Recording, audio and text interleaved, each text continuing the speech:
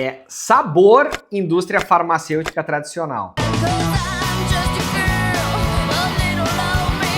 Sabe aquela indústria farmacêutica tradicional? Deixa eu te contar uma história que talvez aí se alguém te contasse alguns anos atrás, tu talvez fosse achar que é mentira. Mas uma indústria farmacêutica de décadas acabou virando o assunto e o objetivo de desejo da geração Z. E não é por conta de um remédio, como talvez aí a gente esperaria de uma indústria farmacêutica tradicional. Mas foi por um produto de boca, o Carmed. Já ouviu falar disso aqui?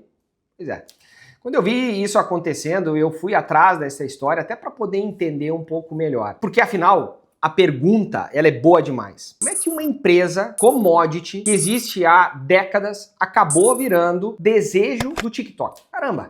E talvez aí mais importante, o que tinha por trás desse crescimento além desse hype? Porque o segredo talvez não estivesse no produto em si, mas na estrutura que sustentou todo esse crescimento. E a CIMED, uma empresa que nasceu em 1977, fundada pelo João de Castro Marques, em que o começo, pelo que aparece na própria história contada pela companhia, foi super pé no chão, a partir de um laboratório pequeno lá no interior, bem na fronteira entre São Paulo e Minas Gerais. E a ideia inicial deles não era, sei lá, mudar o mundo ou revolucionar a indústria, mas era atender a demanda, produzir, vender, sobreviver e talvez aí aos poucos crescer dentro do que dava para fazer naquela época. E tem uma palavra que ajuda muito a explicar o DNA deles: genérico. E a CIMED ficou super conhecida pelos remédios da, aspas, caixa amarela. E aqui entra talvez um traço que muda toda a forma de operar,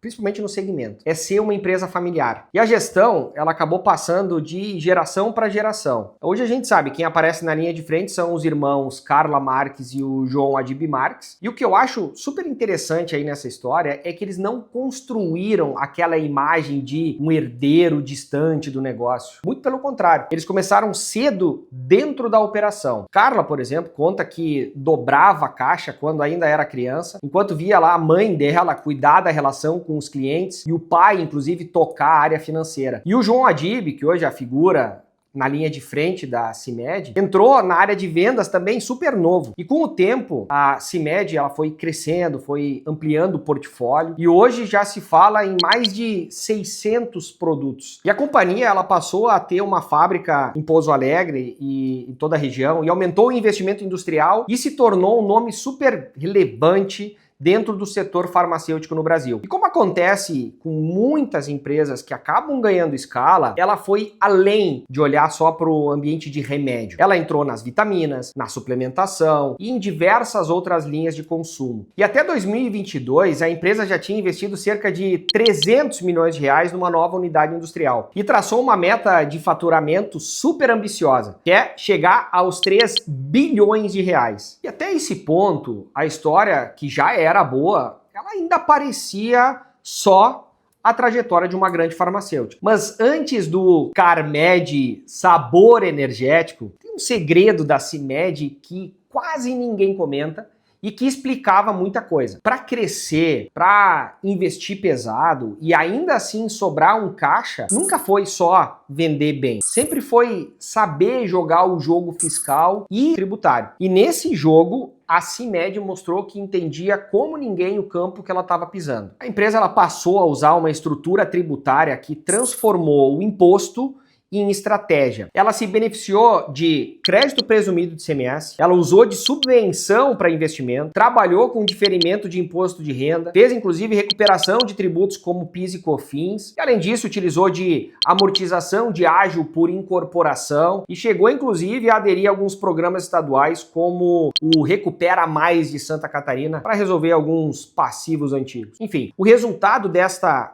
combinação ampla foi que a companhia apresentou um lucro antes dos impostos super alto, mas com um volume de imposto efetivamente saindo do caixa bem menor do que muita gente imaginaria. Isso não era jeitinho, era planejamento. Era entender que o crescimento sustentável numa indústria no Brasil passa justamente por saber usar os incentivos disponíveis, por saber estruturar bem a operação e principalmente não deixar dinheiro na mesa por desconhecimento. E com essa base toda montada, bem estruturada, aí sim aconteceu uma coisa que parecia pequena na época, mas que mudou o rumo de toda a história. Em algumas entrevistas e conversas de bastidor, o João Adib contou que a ideia do Carmed começou numa conversa com alguém ligado à Fini, aquela mesmo, das balas. E quando a gente olha de fora, faz sentido, né? Eles juntaram um produto funcional, que é o protetor labial, com um gatilho emocional óbvio para o público jovem. Cheiro, sabor, a memória afetiva da bala. E daí nasceu o Carmed Fini. E aqui não teve mágica nenhuma,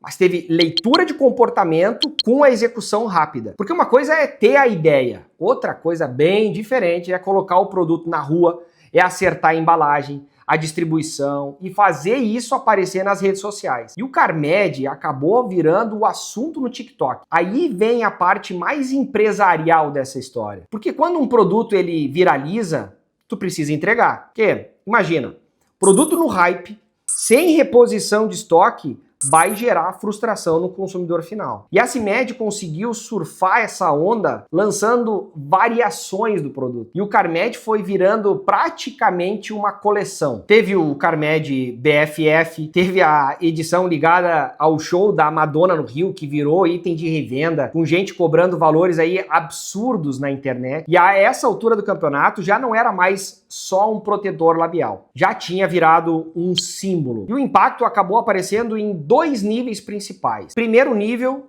o de marca. A CIMED ela passou a ser um assunto fora do ambiente tradicional dela. Começou a conversar com um público que normalmente nem olhava para o nome de uma farmacêutica. E em segundo estágio, o do mercado. E a empresa chegou a algo aproximadamente com 60% do mercado de tratamento labial, ultrapassando em marcas super tradicionais, e a categoria toda cresceu com ela. E é justamente isso que talvez mais me chame a atenção nesse caso. Não foi uma empresa velha que virou jovem do nada. Foi uma empresa com base estrutural e industrial forte, com uma distribuição estruturada, com uma estratégia fiscal super afiada, que encontrou um produto simples, encaixou numa narrativa certa, na hora certa e executou super bem. E o sucesso da companhia não veio só de saber vender bem, veio de saber jogar o jogo todo, com operação, com tributação, com marca, com timing. Agora eu quero te ouvir. Se tu é empresário, me diz qual a empresa que tu quer ver aqui no Gigantes do Brasil pra gente contar a história do jeito certo.